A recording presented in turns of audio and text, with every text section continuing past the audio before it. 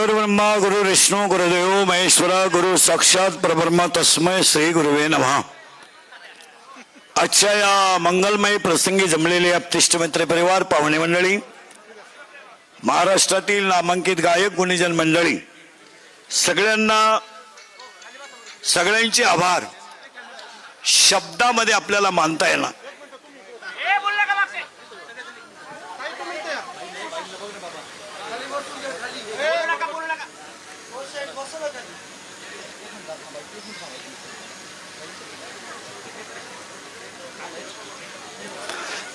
संपलं का रे तुमचं?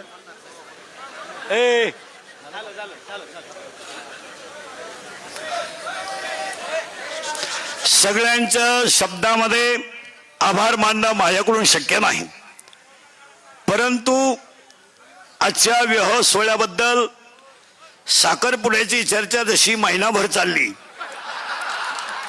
तशी ही चर्चा 1 वर्षभर आरामशीर चालेल। आणि बऱ्याच लोकांची अशी शंका आहे की इंदुरीकर महाराजांनी मुलीचं लग्न का एवढं मोठं का केलं, तर लोकांचा पहिला एक शंका आहे की इंदुरीकर महाराज लोकांना सांगतात की लग्न साधे करा आणि स्वतः मोठा केला। त्याचं उत्तर असं आहे, ज्याची परिस्थिती आहे, ज्याला संतांनी दिलंय आणि ज्याच्यावर ज्ञानोबा रायाची कृपा आहे त्याने जरूर करावं।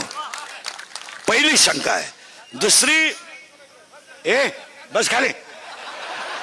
दुसरी एक ओरड आहे की एवढे आज जरा जेवण झालं, त्यात 2-3 कमेंट पडल्या जेवणाच्या की इंद्रिकर महाराज एवढं जेवण घालतात, मग त्यांनी मठ्ठ्यावर मी बोलतो, मग त्यांनी मठ्ठा केला का?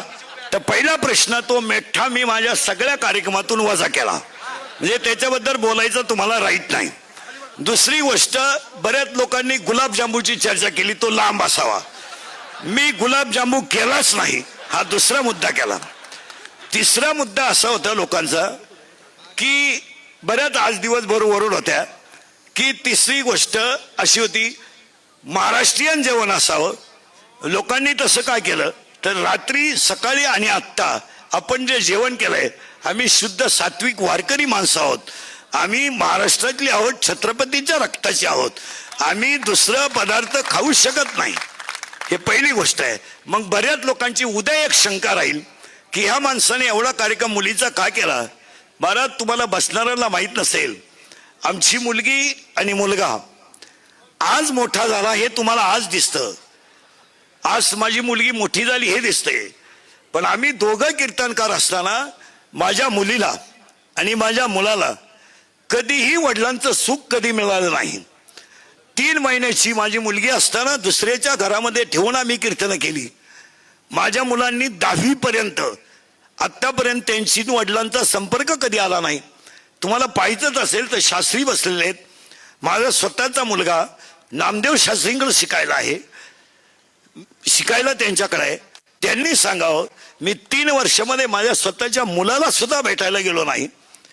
शास्त्री सांगतील, आम्ही रात्रंदिवस 32 वर्ष रक्ताचं पाणी करून 6-6 तास बोलून 800 किलोमीटर प्रवास करून आम्ही कुटुंब चालवलं। आणि कुटुंब बंद करणं बंद, कुटुंब चालवत असताना आम्ही नुसतं कुटुंबच नाही चालवलं, तर समाजाच्या देणेदारीतून आम्ही कोणत्या क्षेत्रात कमी पडलो नाही। बसलेल्या कोणत्याही माणसाने सांगावं की आम्ही कोणतंही क्षेत्र असो, मंदिर बांधायचं आम्ही पुढेच आहोत, सप्ताह करायचा आम्ही पुढेच आहोत, विद्यालय चालवायचं आम्ही पुढेच आहोत। अनेक लोकांनी विद्यालय चालवले असतील, पण आतापर्यंत 1 रुपया न घेता 13 शिक्षकांना नोकरी देणारा एखादी संस्था मला महाराष्ट्रात दाखवा, ती माझ्याकडे आहे। की ज्यांच्या माझ्याकडे 15 लोक काम करतात, 1 रुपया न घेता मी विद्यालय घेतलं, आणि आतापर्यंत विद्यालयाला 5वी ते 10वी पर्यंत चाचणीची फी सुद्धा नाही असं विद्यालय मी चालवतो। परंतु मला ट्रोल करताना ही गोष्ट काय केली जाते त्याचं उत्तर प्रत्येकाने जीवनामध्ये सापडलं पाहिजे। आता या गोष्टी आता उद्या प्रश्न उभा राहील, एवढा खर्च यांनी उपलब्ध केला कसा? हे पैसे यांनी आणले कुठून? मग काही एक वर्ग असं म्हणेल जनतेतेच गोळा केले आणि जनतेला दिले. दुसरा वर्ग असा म्हणेल त्यांनी जनता लुटली. तिसरा वर्ग असा म्हणेल त्याला सगळ्यांचं समर्पक उत्तर आहे, माझ्यावर प्रेम करणारी जेवढी भक्त मंडळी आहे त्या भक्त मंडळीने 90% लग्नाचा खर्च स्वतः केलेला आहे. स्वतः केलेला आहे. स्वदेश प्रॉपर्टी असेल, कातोरे साहेब असतील, आमचे सगळे मित्रपरिवार असेल, तुम्ही बँडवाल्याला विचारा, मंडपावाल्याला विचारा, आचार्याला विचारा, आतापर्यंत माझ्याशी 26 वर्षात एकाही बँडवाल्याने आचार्याने व्यवहार केला नाही. त्यामुळे तो ट्रोल करण्याचा कोणालाही अधिकार नाही.